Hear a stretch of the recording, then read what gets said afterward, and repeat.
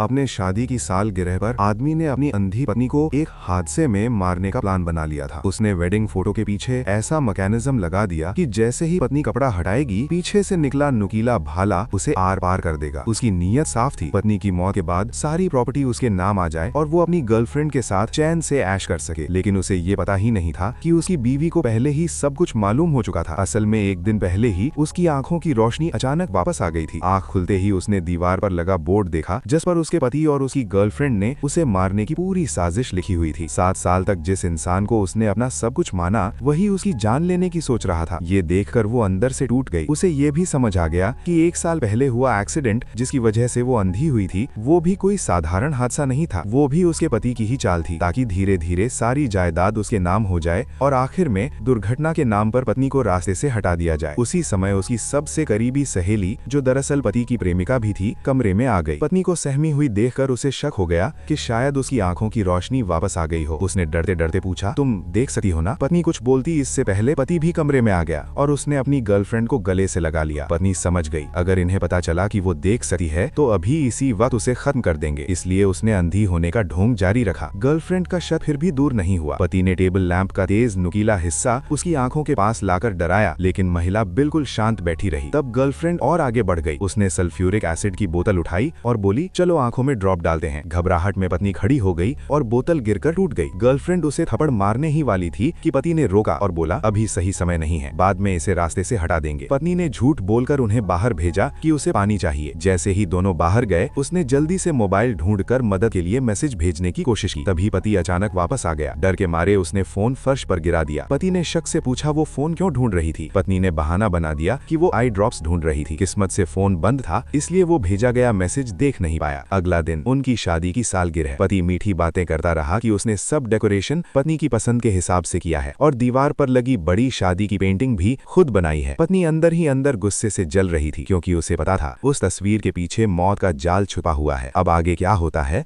और किस तरह पत्नी इस साजिश का जवाब देती है, ये जानने के लिए आगे की कहानी देखना पड़ेगा।